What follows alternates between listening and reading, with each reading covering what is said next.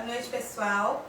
Hoje nós estamos aqui de novo, né? Voltamos com a nossa live Entre Mães e hoje nós vamos falar sobre um assunto muito importante, que é como essas mães estão depois do diagnóstico, né? Como que está a vida delas, a vida profissional, a vida sentimental, como que está a rotina dessas mães, se essas mães conseguiram continuar na profissão. E convido vocês para ficarem aqui conosco, mande também suas perguntas, né? Hoje a gente está com a Renata Salles, com a Cristiane.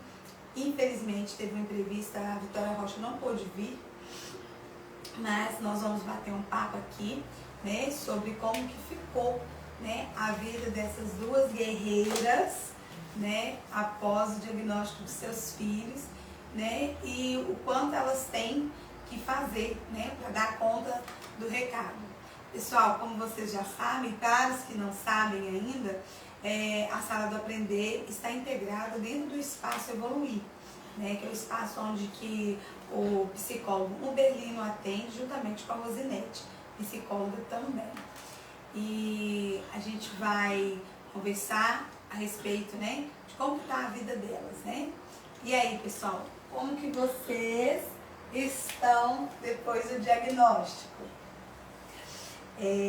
Qual dessas vai querer responder primeiro? Passou a bola. E aí, Renata, conta pra nós um pouquinho de como que você ficou após o diagnóstico de Francisco. Até na última live, né, que eu participei, eu contei um pouquinho da história, que eu tive como que chama? Uma depressão pós-parto. Para mim foi muito difícil porque como eu não tive nenhum tipo de diagnóstico da trissomia 21 do Francisco antes, né, do nascimento e nem no nascimento, que na verdade eu descobri a trissomia, que isso é raríssimo. Aconteceu, eu descobri a trissomia 30 dias após o nascimento dele. Aí, então assim, eu até contei já na outra live que o médico do posto aqui que descobriu e tudo mais, teve todo um processo. O meu marido, eu só contei pra ele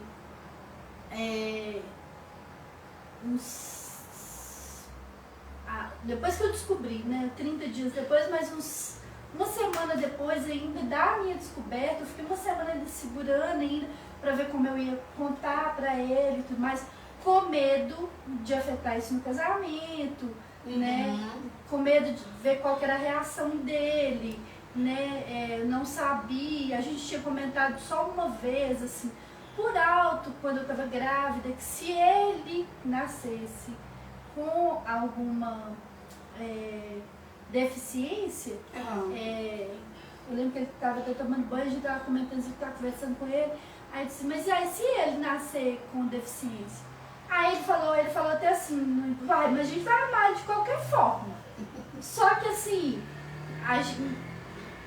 é muito diferente da gente imaginar a situação e tá com ela na mão. A gente viver a situação. São duas coisas totalmente diferentes. Então, quando você começa a viver a situação, são vários medos, né? Eu, como mulher, né, tinha esse medo da reação do marido por conta de o preconceito mesmo social que tem sobre uma pessoa que tem deficiência cognitiva, principalmente. Sim. Que é muito difícil, não vai levar uma vida padronizada como a sociedade impõe, né, e tudo mais. Então, assim, isso é muito difícil. Porém, levado esse tempo de absorção, não consegui tratar o pós, né, a depressão pós-parto, eu consegui tratá-la na seguinte situação. Eu tive rede de apoio. O que é muito importante, né? Eu tive uma rede de apoio. Então, quando descobri e quando eu anunciei que ele tinha a síndrome de Down, graças a Deus eu tive uma rede de apoio, tanto assim, de família, porque eu não tenho família aqui, minha família toda é de outra cidade. Uhum. Então, assim, eu não tinha como buscar, assim mesmo meus irmãos me apoiaram e tudo mais, né? Mesmo não fisicamente, eles me apoiaram moralmente. Sim. E aí foi aquele negócio, né? Eu consegui uma ajuda de uma professora aposentada, que na outra live eu não falei, e eu falei que essa live eu ia dedicar para ela, a Piedade, né? Que você conheceu. Acompanha o Francisco, né? Ela acompanha o Francisco desde o dia que eu descobri a trissomia. Qualquer coisa que a gente pergunta pra ela, não, eu sei. Sabe, ela sabe mais que eu. Então ela é prima do meu marido, ela trata de um câncer, né, há muitos anos, ela tem essa batalha dela. E a gente percebe que ela pegou, né, essa causa de Francisco mesmo, para ela viver, né? Ela vive por conta dele. Como se o Francisco fosse um alimento, uma força para ela, tipo, essa motivação que ela tem para lutar contra o câncer. Isso. Fora ela, né, tem os familiares do meu marido, que todos são apaixonados com ele. Uhum. Né? Agora, por exemplo, Lorena, a prima, né, a priminha dele, né, a prima dele, a sobrinha do meu marido, tá com ele, pra mim. Então eu tenho rede de apoio pra mim vir, né? Porque meu marido, né, teve que sair, então eu consigo ter essa disponibilidade. Que isso eu acho que é fundamental. Ninguém consegue nada assim, ninguém. Ah, você dá conta. Nossa, você dá conta de tudo. Não, eu não dou conta. Precisa do apoio. Preciso de rede de apoio. E eu acho assim, uma situação que você tem que pensar, Lu, que começa com empatia. Sim.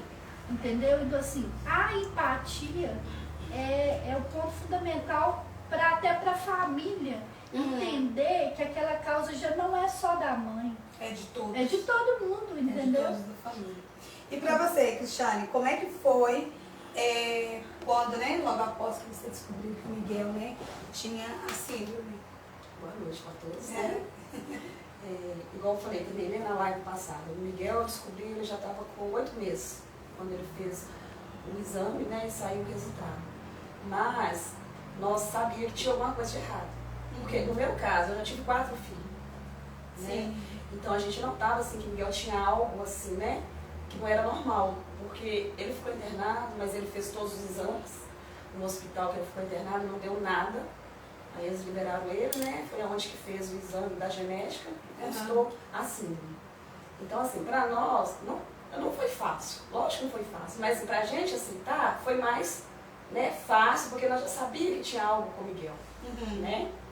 Então, assim, mas ao decorrer de todo esse tempo até hoje, né, não foi fácil. E não vai ser, que são vários, né? São várias etapas, né, que a gente vai enfrentar.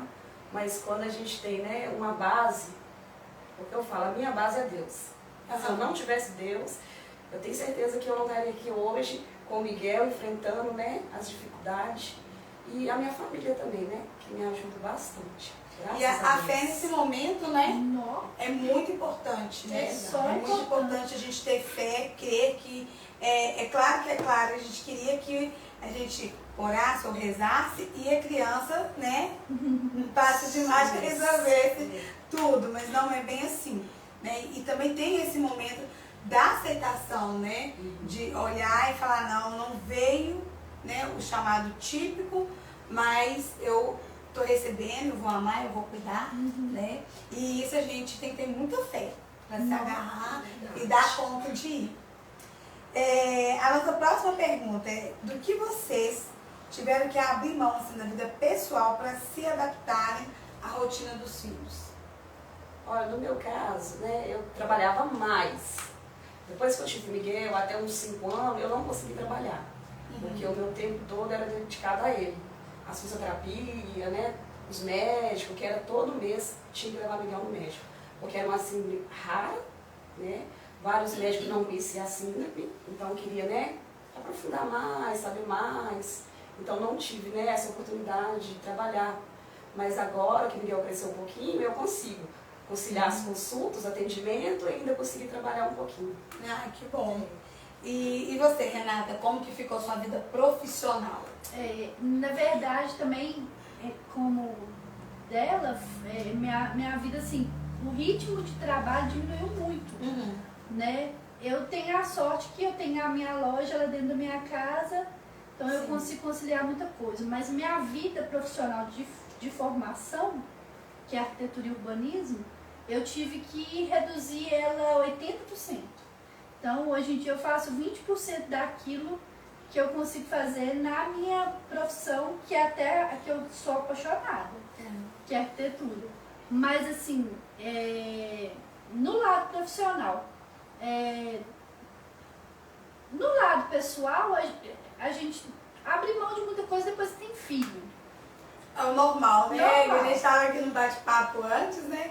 E a Rosinete, que está aqui nos acompanhando, ela falou, depois que a gente tem filho, a rotina muda por completo. Não adianta. Não adianta querer ser, não, o filho não me atrapalha em nada. Não que atrapalha, ele agrega, porém você tem que abrir mão, assim como no casamento, quando você casa, você tem que abrir mão. Então várias coisas tem que abrir mão. No caso de Francisco, eu tenho também essa dificuldade, não é uma dificuldade, mas como eu tenho uma loja, eu tenho uma equipe, aí eu consigo administrar a equipe, eu consigo levar ele nas terapias. Ou, né, graças a Deus, assim, é uma coisa que muita mãe não tem, e eu tenho essa graça de ter, é conseguir pagar babá. Sim. Pra ele sempre, né, tá acompanhando ele. Então, a babá vem, traz, ou então cuida dele, assim, durante o dia, na hora que eu não posso estar com ele e tudo mais, apesar que eu sempre fico de olho. A rotina de criança atípica, ela muda na questão de abrir mão de mais tempo para levar em terapia. Eu acho que a dificuldade de abrir mão não é nem de tempo, é do sossego. Eu falo que é sossego, tipo assim, quando você leva na terapia, e aí a terapeuta te fala, tá assim, assado, eu perco o dia, porque aquilo acaba. Eu falo, nossa, eu fico nervosa o dia inteiro, eu não consigo trabalhar. É isso que às vezes influencia essa situação do atípico. Sim. É mais a preocupação, que é uma preocupação acho que bem a mais. Para o pessoal que tem filho típico, é a mesma coisa de que a diretora ou a professora chama na escola. Aprontou, tá com algum problema. A gente tem isso todos os dias, porque todos os dias tem uma terapia. E todos os dias tem um problema na terapia. Ele não quer render, ou ele não quer fazer, ou ele fez, beleza, mas tem que avançar nisso, vamos levar em outro profissional. A falta de sossego da mãe atípica, o coração dói, é por isso. Mas abrir mão, porque a mãe abre mão das coisas. Não adianta. Mãe é mãe. E você também tem essa mesma sensação, Cristiane, em relação a essas questões, né? De sempre que estar aprendendo, igual, né, vocês hoje tiveram que aprender muitas coisas, porque, assim, é importante deixar claro que não basta levar lá na terapia, na TO, na fono, na psicopedagoga, na psicóloga, na natação, e chegar em casa tá tudo certo, eu não preciso de estimular, não preciso fazer nada. Não é bem assim, né? Além de tudo isso, vocês ainda têm que disponibilizar tempo de vocês em casa para dar continuidade na orientação que todos esses profissionais passaram, né? Sim, verdade. O Miguel tem fono, eu tenho as atividades dele da fono, com você, psicopedagogo que manda, tem que fazer, né? Psicólogo também, tem que ter esse tempo para eles. E o Miguel ainda tem a natação, né? Natação, judô. Judô. Gente. É uma agenda lotada. É muita coisa. A nossa próxima pergunta para vocês é a seguinte: vocês têm vida social? Vocês conseguem sair sem estar com os filhos para um jantar romântico, fazer uma viagem com o maridão, ou sei lá, encontrar as amigas para bater um papo, tomar um café? Como que ficou isso na vida de vocês? Pode falar que filme. Fala sim. Olha, eu não gosto de deixar o Miguel pra trás. Não gosto. Vou ser sincera, não gosto. Mas se for pra ter, eu creio que a gente arruma tempo sim. É. Mas eu não gosto de deixar o Miguel pra trás. Então você prefere, mesmo que você tenha com quem deixar, você prefere levá-lo. Com certeza. Você se sente mais segura Mais ele segura. estando próximo de você. Sim. Em questão, igual a gente falou, né, a síndrome do Miguel, ela causa, né, alteração no hipotálamo. Como a gente tinha falado na outra live. E o hipotálamo é responsável, né, pela saciedade. Sim. Como as crianças com prader-willi têm essa alteração, então não tem aquela coisinha que fala assim, olha, você comeu, tá saciado. Eles não têm isso, igual a gente, né, tem. Então, assim, o meu medo de deixar Miguel pra trás é em questão disso. Porque eu sei que se eu deixar com a avó vai tacar trem nele pra ir comer, e vai comer. Vai deixar à vontade. Então eu prefiro levar Miguel comigo, sabe? Se É sente nesse segura ponto, e também não atrapalha ali, né? Porque ele tem uma dieta a seguir, É. né? Tem ali uma nutricionista que tá de olho. Aí, realmente, né? Vó é uma bênção, né? Tia também. E você, Renata? Uai, na verdade, assim, eu e o meu marido, né, nós sempre tivemos uma vida social muito pequena, não tivemos de sair, essas coisas. A gente vai pra igreja, né? Muito pra igreja, tiver de viajar. É engraçado, quando a gente fala em viajar, a gente fala viagem assim, vamos procurar um lugar onde tem igreja perto, a gente é a missa, vai já a missa. Então, assim, na verdade, Francisco nos agregou dele nos acompanhar, entendeu? Ele não nos atrapalha na diversão que a gente sempre teve, entendeu? Então, assim, a gente não teve essa restrição. Mas, no caso, se a gente precisar de sair sem ele, igual eu te falei, graças a Deus eu tenho uma rede de apoio. Sim. E assim, como ele não é uma criança difícil, de difícil comportamento, você mesmo sabe, então ele consegue ficar com a tia, ele consegue ficar com a avó, a outra avó dele, que é tia, mas chama de avó, que é a Roberta. Ele consegue ficar com a babá tranquilamente, né? Então assim, ele consegue ficar. Então eu já tive casos de, por exemplo, em vida social, vamos falar assim, para mim resolver algumas coisas pessoais. Eu tive que, por exemplo, ir lá na minha cidade, lá em Matozinhos, sem ele, e deixar ele com a babá. Eu deixei tranquilamente, não tem problema. Se pensar nesse caso de ter vida social sem ele, é só num caso muito esporádico de não pode levar, não tem jeito de levar. Mas na verdade a gente sempre, todas as coisas que a gente faz de diversão, geralmente a gente agrega ele, a gente coloca ele, entendeu? É só mesmo se não tiver como. E como mulheres, né? Como vocês se sentem após essa maternidade, né? Tão diferente, que, né, você teve uma depressão pós-parto, né? Você não teve, né, Cris? Não tive, não. Graças a Deus. E, tipo assim, como vocês se sentem, né, como mulheres? Porque a vida da gente não é só o trabalho, o passeio, né? Não é só administrar uma casa. A gente tem, né, os desejos da gente como pessoa, né, como mulher. Aí eu quero fazer tal coisa, quero fazer tal curso, eu quero, sei lá, de repente, né, comprar uma roupa, não sei. Como vocês estão hoje como mulheres? Eu, por exemplo, depois da depressão e tal, que eu consegui vencer e tudo mais, hoje eu penso o seguinte, que eu penso assim, como eu aguentei, né? Passar isso tudo, né? Passar o que eu passei, porque eu não imaginava, a gente não imagina quando a gente engravida, a gente não imagina, a gente pensa nas melhores situações, né? Com certeza. Que possam acontecer. Acho que no momento da gestação a gente nem para, né? Nem para. Fazer, sim, não, vai ser perfeito, é parecer com o pai, né? Normalmente as mulheres querem que o filho pareça com o pai, e vai parecer com o pai, vai dar tudo certo. É assim que a gente pensa. Aí assim, passou. Eu lembro que Piedade me falou assim uma vez: não adianta você tentar lamentar. Não adianta você tentar, tipo assim, não adiantaria eu me deprimir por causa de uma situação que já estava lá e que é só eu, e só eu que ia resolver, mais ninguém.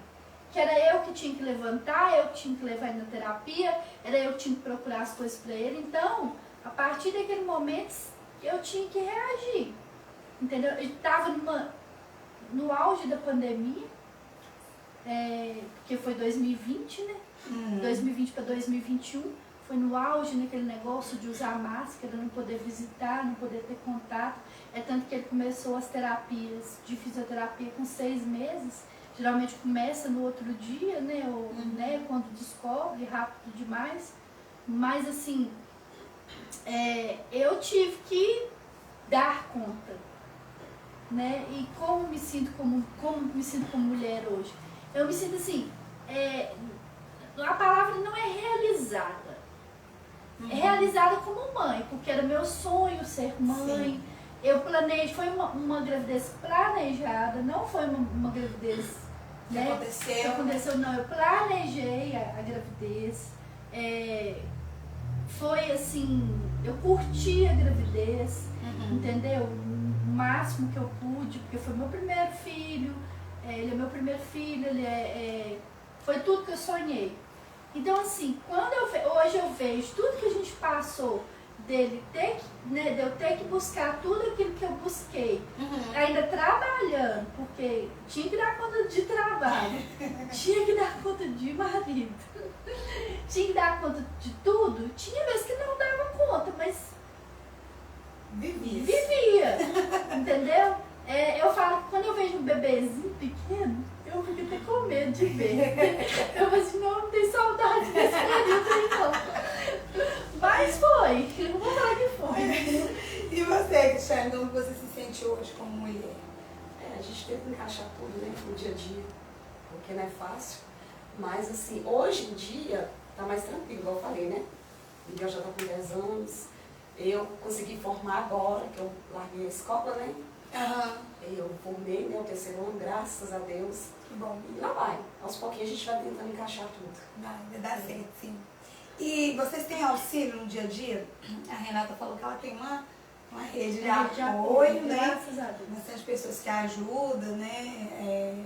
Ela tem condições de ter uma babá e tal. E você, como que você faz? Você tem essa rede de apoio? Você tem com quem contar? Como que isso funciona para você? Eu não tenho lá em Lagoa Santa, como Lagoa Santa, né? Pra quem não sabe. Porque a minha família toda é daqui. Então a gente mora lá, então na verdade eu que levo o Miguel nas terapias, nas consultas, tudo sou eu. Quando eu preciso do meu esposo, algum lugar, tipo assim, que é a primeira vez que eu vou, que eu nunca levei ele lá em BH, aí eu falo com ele, ó, vai comigo, que eu não sei não.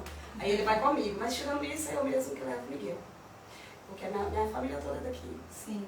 Mas essa questão de você ter que, né, você ter ficado responsável por levá-lo em todas as terapias, em todas as intervenções que ele precisa, isso não te acarreta um cansaço? Você nunca se sentiu estressado? Isso é com certeza. Dirigir, olhar para o menino lá atrás, olha que tá tudo bem. Igual hoje mesmo, né? Ele teve a dermatologista dele lá em BH. E viemos correndo, só vai dar certo, nós vamos estar lá nessa live, é cansativo sim. Mas a gente, né, Deus vai dando a gente força, a gente vai vencendo. Aí você já falou, né? Eu tenho a rede de apoio, né? Graças a Deus, tenho essa graça de Deus de ter essa condição financeira, de ter a babá. Ele sempre teve babá desde que ele nasceu. E assim, eu dou graças a Deus por ele ser muito amado. Francisco é um menino muito amado. Assim. Muito, onde que ele é? Todo mundo gosta, né? Então assim, todo mundo quer ficar com ele. Quando ele era menorzinho, até me irritava. Eu tinha vezes que eu tinha até que Rosinete sabe, porque lá na igreja todo mundo queria pegar ele, levar ele, ficar com ele no colo. Isso às vezes me deixava meio brava, porque eu ficava Andava a igreja inteira pra ver gente, mas tinha gente que queria ficar com ele o tempo inteiro. O tempo inteiro, no colo, e ficar só com ele, era aquele negócio. Então, assim, eu ficava com ciúme. É por isso que ele é tão carinhoso hoje, né? Ele, nossa, velho. Pois é, aí assim, eu tenho essa sorte dele ser muito iluminado, sabe? E todo mundo gostar muito dele, todo mundo querer ficar com ele aí. É bom que descansa um pouco a mãe. É verdade. Não é? É. Mas antes dos meus meninos irem embora de casa, eles me ajudavam bastante. Então tem a Gabriela, né, que casou, foi embora. Tem o Vitor também, que fez 18 anos, né, e foi embora. Porque filho é assim. Quando dá 18 anos, Tchau! mas eles me ajudavam bastante. Quando eu precisava fazer uma faxina, mexer com meus bolos, eles me ajudavam bastante. E aí os seus outros já são praticamente todos adultos, né? É, o Leandro, né, tem 24, a Gabriela e o Vitor são todos de maior. E tem o Cauã, de 16, mas ele fica o dia inteiro na escola, quando tá tendo aula, né? Ele fica em tempo integral, então não tem como ele me ajudar. Mas, igual o Miguel também, igual a Renata falou, o Miguel também é muito amado lá. O meu medo é eu mesmo, de deixar o Miguel pra trás. Então eu mesmo prefiro levar, eu mesmo prefiro, sabe? Mas ele é muito amado, igual você sabe, a Cindy pra mim, ele é a símbolo do amor. É. Todo mundo Ama ama a criança do símbolo do amor. Nossa professora do Miguel é apaixonada, porque eu só vou ver esse menino embora. Mas se eu deixar, Miguel vai, tá? Miguel fica qualquer um. É porque ele tem aquele excesso de amor, né? E não vê maldade nas pessoas, né? E realmente ele é muito amoroso, muito carinhoso também, né? Nós já fizemos isso aqui. Hoje em dia, vocês estão trabalhando fora, como é que tá? Você já falou, né?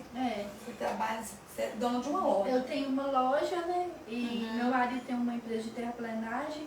Eu ajudo ele na administração da empresa. E na papelaria, eu tenho uma papelaria aqui no centro do Almeida.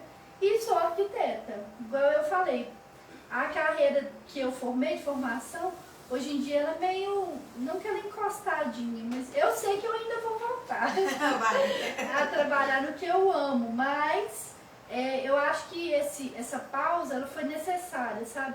Porque eu acho que sonho você tem que construir e alguns sonhos dependem muito de algumas coisas que você tem que abrir mão. Sim, entendeu? Se você tem algum, né? Tem sonho, não dá pra você sonhar tudo. Realizar tudo. Realizar tudo. Então, tem coisas que você tem que abrir mão. Tem tudo tempo. Eu acho que eu sou muito a favor do tempo de Deus. Sim. Deus que sabe. Eu não sei de nada e não vou saber. E também nem quero saber, porque eu quero que é Ele que me governe. A surpresa é melhor. Não é? E você, Cristiane, você falou, né, que acabou de terminar o ensino médio, né? Sim. Você hoje exerce alguma profissão ou não? Ou só mesmo cuida do... Só não, né, gente? Cuida do Miguel. Sim, eu faço meus bolos, sou confeiteira, né? Tenho meus bolos. E também tenho faxina, faço faxina também. E aí, então você conseguiu então conciliar a sua profissão dentro dessa rotina, né? Levo o Miguel nas terapias dele, depois eu vou. Agora, esse dia ele está tendo aula, ele vai comigo. Quando tem aula, eu coloco ele na escola e depois eu vou. Aí tem minhas encomendas de bolo, faço também. Pessoal aqui do Almeida e região, tá? Querendo encomendar bolo, Vou te chamar. chama a Cristiane. E a vantagem de ser autônomo é essa, né? É. Porque a gente mesmo consegue, né, adaptar a rotina e tudo mais, né? Adaptar o que a gente faz no que os nossos filhos e a família precisam.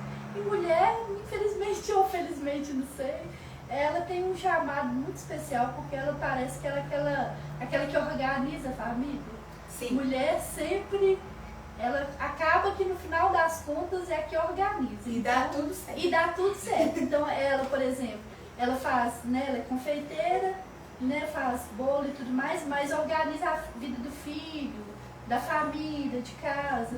Eu tenho as minhas preocupações com o meu comércio e consigo ajudar a organizar a vida do meu marido e tudo mais profissionalmente.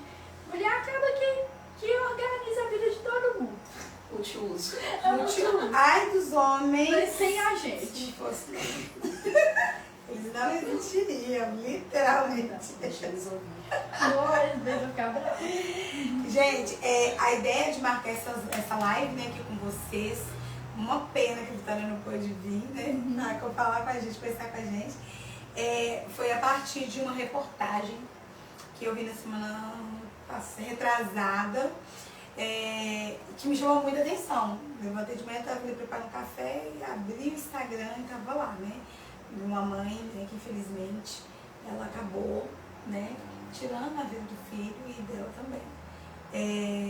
Hoje em dia, a sobrecarga sobre as mães atípicas é muito grande, né? A gente está aqui falando que a mulher dá conta, realmente nós damos conta sim, né? Da profissão, da casa, dos filhos, do filho típico, do filho atípico, o filho que entra na adolescência, o filho que casa, né?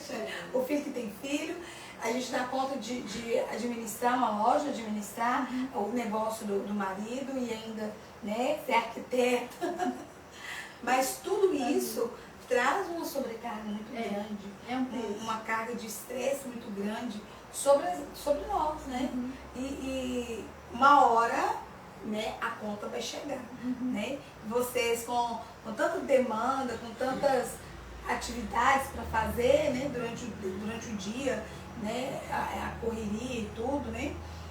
Vocês têm um acompanhamento psicológico, terapêutico? Como que funciona isso? Como que vocês conseguem, né? Além das duas serem, né, mulheres de muita fé, né, de religiões diferentes, mas todas professando o cristianismo, né? Além da fé que vocês têm em Deus, né, e tudo, vocês têm esse apoio psicológico de que se realmente eu precisar de conversar e desabafar, vocês têm esse profissional? Não, eu não tenho. Não tenho. Mas você não vê que há necessidade? Olha, eu tô cansada, eu vejo que eu tô cansada, eu dou uma pausa. Dou. Novembro mesmo, gente, tô cansada, vou pegar umas férias, um descanso. Peguei Miguel, nós somos pra praia. Tem que ser, a gente tem que dar uma pausa, a gente descansar, senão a gente não entra não. E na semana retrasada, eu levei Miguel na endocrinologista BH, e nesse caso que você está falando, né? Aí tinha uma mãe com uma criança autista. E é severo o caso do menino. O menino chorava, gritava. Aí ela saiu pra fora assim, o menino chorando, querendo ir embora. Aí ela falou assim, não, meu filho, dá vontade de chorar junto com você. Não sei o que eu faço. Aí eu lembrei do caso dessa moça, né? Que suicidou e matou o filho também. E a gente vê, né, como é cansativo. Porque igual o caso do Miguel. Não é igual o severo, né? A gente não é severa, assim, não é o caso severo, né? Graças a Deus. A gente ainda consegue contornar. Mas eu falei assim, nossa, coitado dessa mãe. A gente vê cada caso que se não tiver Deus mesmo, né, muita fé, acaba acontecendo isso que aconteceu. Infelizmente. Às vezes essa mãe não tinha, né, uma rede de apoio, né, para ajudar ela. E tem muitos grupos, né, no caso do autismo, né? Nossa, tem muito grupo, da trissomia também tem muito grupo. A gente vê muito falar, mas é muito divulgado. Agora já no caso da síndrome de Prader, já não tem, né? São casos bem raros, né? E eu acho que não consegue, as pessoas não conseguem, né? Juntar ali, fazer um grupo para estar uma mãe apoiando a outra. Né? Mas agora eles estão abrindo um grupo. É de doenças raras? Estão abrindo. E de Prader mesmo. Não. DH já tem algumas mães, o Lagoa Santa não tinha até então. Aí eu conheci uma criança com Prader lá em Lagoa Santa. Ah, que legal. Gostei muito de conhecer. Uma vai trocando, né, experiência com a outra, uma vai falando. E até assim, né, a que for mais forte acaba passando, né, de uma certa forma, né, um pouco mais de esperança, né, de expectativa de que vai dar certo. No final, acaba tudo dando certo. E você, Renata, como que é pra você? Você faz Não faço não. Até eu acho que eu não fiz por causa dessa correria mesmo, sabe? Do dia a dia. Mas realmente, eu acho necessário. Pra mim, por exemplo, eu acho assim, extremamente necessário, mas vou. Porque eu já tive momentos de surto. Eu tive um surto uma vez. Mesmo assim.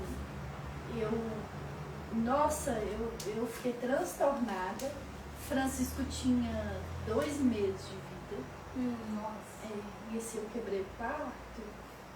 As minhas funcionárias tiveram que me segurar. Ninguém sabe disso. Você sabendo agora. Todo mundo. Foi meio complicado. Nossa. Foi tenso, então, Foi experiência, isso, né? assim, eu lembro assim, eu tô falando aqui, até que elas me falaram, porque também eu não lembro de muita coisa.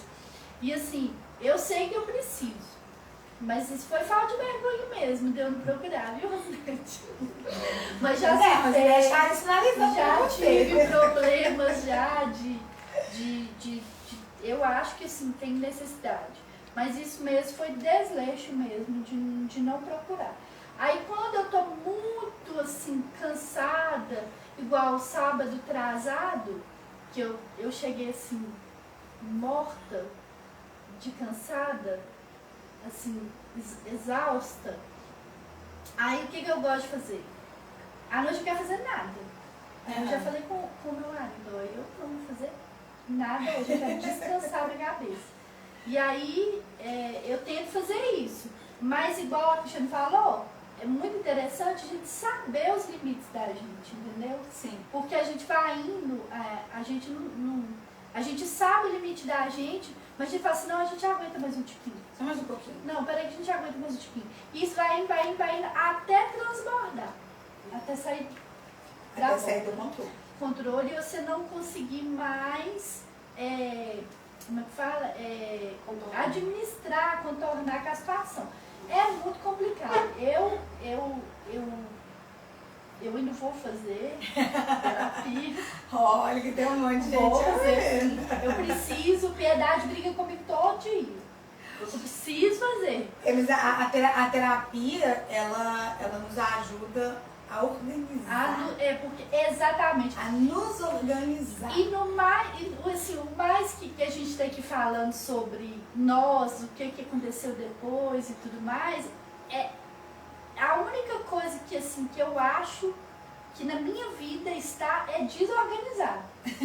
Por quê? Porque eu tenho esse monte de função, esse monte de tarefa, Sim. eu faço um monte de coisa, tento dar conta, não dou conta, mas assim, eu sei que se eu fizer um tratamento, eu sei que eu vou conseguir organizar bastante coisa.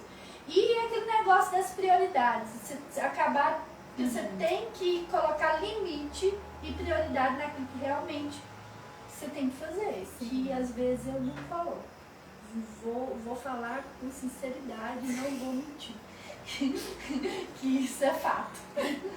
E pra você, Cristiane, você consegue, assim, além de falar assim, não, agora eu vou dar uma pausa, vou passear, vou dar uma descansada. Além disso, você tem uma outra maneira também de descansar, extravasar todo esse estresse. Sim, igual final de semana, né? A gente desce pra roça, gosto muito. Né? Lá em Paralina a gente tem casa lá.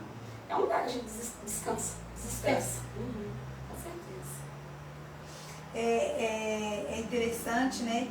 Porque a mulher, né, quando ela se torna mãe, né, independente, né, de ser tipo, atípico, é mãe, entrou aqui, acabou, né? A gente vai preocupar o resto Da vida. Aí tem lá as fases, que é quando tá bebezinho, a gente tem que cuidar.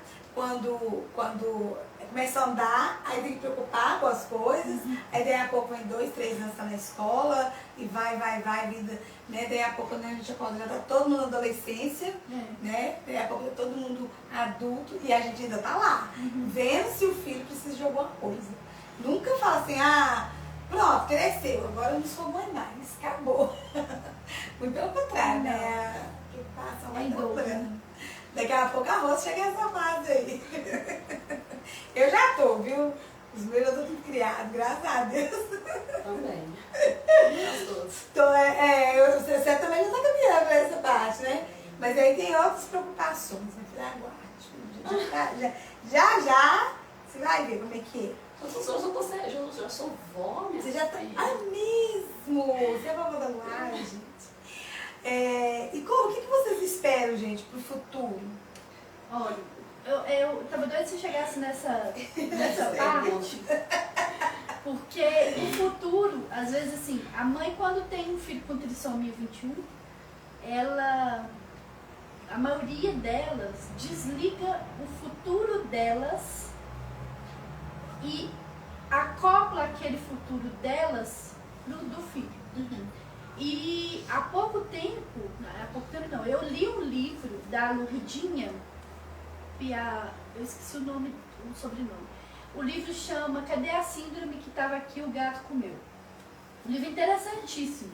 Ele fala de uma mãe que tem um filho com trissomia e na época que ela teve, que ele hoje tem 28 anos, na época que ela teve não tinha muito recurso. E aí ela teve que se virar. Ela se virou, hoje ele é artista, ele é ator de teatro e tudo mais. E há pouco tempo eu vi umas pequenas pequenos stories dela, coisas no Instagram dela, ela explicando e enfatizando essa questão de futuro. Que ela faz e fez de tudo, desde quando o filho dela era criança, de colocar autonomia nele. Uhum. Ele ser independente. Ele ser independente porque tinha todo um futuro para ele viver. Sim, ele estava começando. Exatamente, ele viver, não ela. O futuro dela era diferente dele, ela iria envelhecer.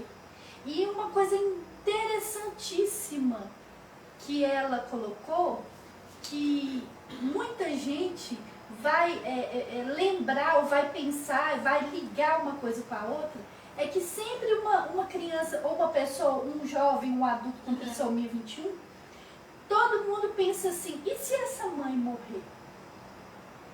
É a primeira coisa que a gente pensa. A mãe não tem direito de morrer? Aí ela colocou isso num stories que ela fez. Ela falou assim, mas eu tenho direito de um dia morrer. Isso é um direito que eu tenho. Então eu tenho que fazer com que ele viva o futuro dele independente de mim. Então ele hoje anda de bicicleta por São Paulo inteiro. Ele vai para a escola de teatro. Ele ensaia a peça dele. Ele faz tudo independente dela. Ele pega o ônibus, ele faz tudo. Ele faz tudo. Então, assim, o que eu espero do meu futuro? Ter o direito de morrer. Entendeu? Não pensar assim, e se eu morrer, como é que o Francisco vai fazer? Não, eu tenho que ter o direito de um dia, ter o direito de envelhecer, dele viver a vida dele. E você tem uma qualidade, uma qualidade de vida, né? Uma qualidade de vida. Eu falo assim, morrer, que a gente fala o seguinte, a gente vai envelhecer, eu vou envelhecer, eu tenho 44 anos hoje. 43 anos hoje. Então, ele tem 3 anos. Então, ele quando ele tiver 10 anos, eu vou estar com 53, eu não vou estar com o mesmo pique, a mesma energia. Sim. Então, ele tem que saber ir para a escola sozinho, ele tem que saber fazer a mochila dele sozinho, ele vai ter que aprender a fazer as coisas dele sozinho, porque eu não vou estar disponível o tempo inteiro. E é mito essa questão de que a criança, ou um jovem, ou adulto de trissomia, ele não poder fazer nada. Ele pode, não, ele tem que fazer. Ele tem que viver. Tem que viver. A partir do momento, né, que os pais recebem o diagnóstico, né? Eu também sou mãe, né, de um rapaz especial. A minha maior preocupação era exatamente essa. Como que ele vai fazer? Quem vai cuidar dele?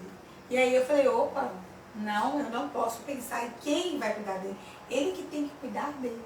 Né? Graças a Deus, o meu completou 17 anos, agora dia 11 de janeiro, e ele é totalmente independente. E assim, eu já não tenho mais essa preocupação de que eu tenho que fazer para ele.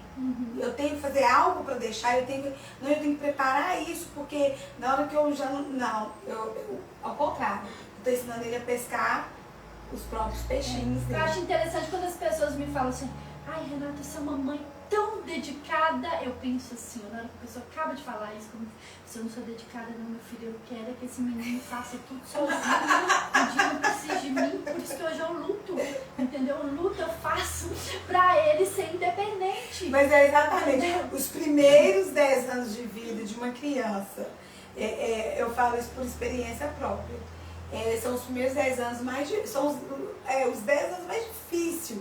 Por quê? Porque você tem que ensinar ali naquela fase, na fase do aprendizado. Tem que estimular a falar direito, tem que ensinar a se comportar, tem que ensinar a estudar, aprender, elas têm que aprender a fazer alguma coisa. E a gente quer essa loucura mesmo. Exatamente. Por quê? Porque a gente tem que preparar. Exatamente. Preparar aquela criança, porque aquela criança vai virar adolescente, aquele adolescente vai virar adulto, né? E daqui a pouco vem outras fases, que se a gente agora, né, igual o Chico tá com 3 aninhos, se agora você ficar ali muito, né, dando tudo na mãozinha, na boquinha, ele não vai aprender. Não vai aprender. E aí, quando tiver com 10 anos, você vai querer ensinar, não vai dar certo. E já aconteceu de eu vivenciar histórias, de ver outras mães que têm filhos com trissomia, que coloca a trissomia, né, que coloca a dificuldade da criança, sabe, numa questão tão ampla, que fala assim, eu não posso fazer nada, eu tenho que ficar só por conta deles. Sim. Entendeu? E crianças já grandes, né, já adultos. Teve um caso, mas também assim, vamos dar um desconto que já é um senhor, já de 50 anos, que tem trissomia, que ele fica hoje em dia, ele fica com um parente dele. E eu achei assim tão... A gente pensa absurdo, né? Mas eu achei tão absurdo assim que ele não come comida, ele não mastiga. Ele só come comida batida, amassada. Nossa, não porque ele não sabe, eles não ensinaram ele a comer. Mas porque naquela época, a gente não tinha essa mesma ideia que a gente tem hoje de que essa questão cognitiva a gente pode estimular, pode melhorar, ele pode, né, ter esses avanços e tudo mais. Mas eu penso assim, falei, gente, mas... Né, pensa, mas existe casos hoje de que mães de crianças estão fazendo isso. Achando que o filho não pode. Criança com 5 não vai conseguir anos, evoluir. ele não come, ele toma mamadeira. Porque fica com medo da criança engasgar. Francisco já engasgou com comida. Ele não toma mamadeira. Francisco odeia mamadeira. Agora ele come mastigar. Ele já engasgou. Meu Deus. Ele já engasgou já, mas assim, qualquer criança típica, atípica tem.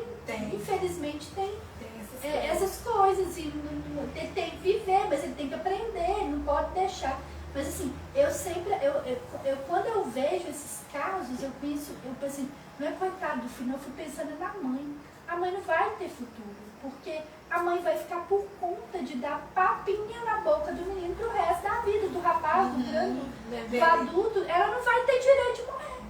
Porque quem que vai cuidar desse filho? Que não tem nenhum tipo de destreza, não aprendeu a fazer praticamente nada, não teve nenhum incentivo, estímulo, entendeu?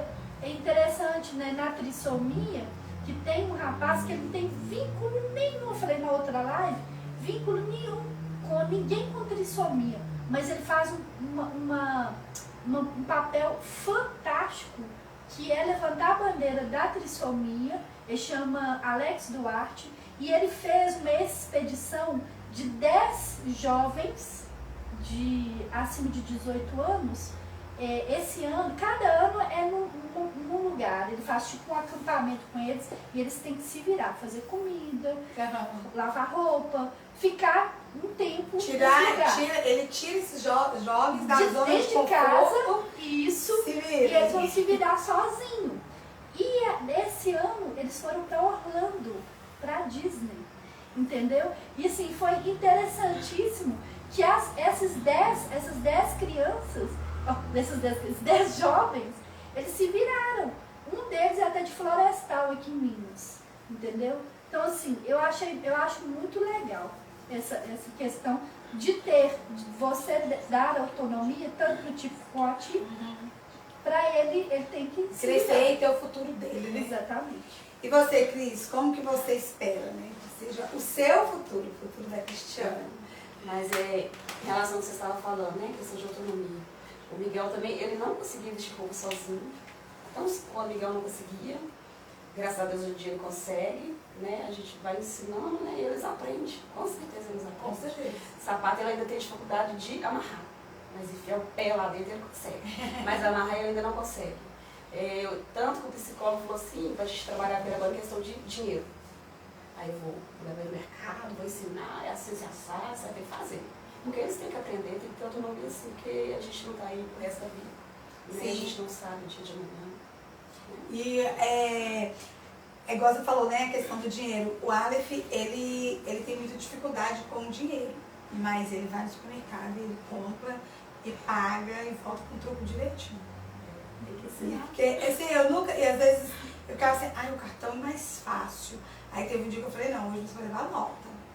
Aí fiz, você vai comprar isso, isso e isso, vai dar tanto. Você tem que trazer tanto de troco. E ele vai. E vai confiante e faz o que ele tem que fazer e volta.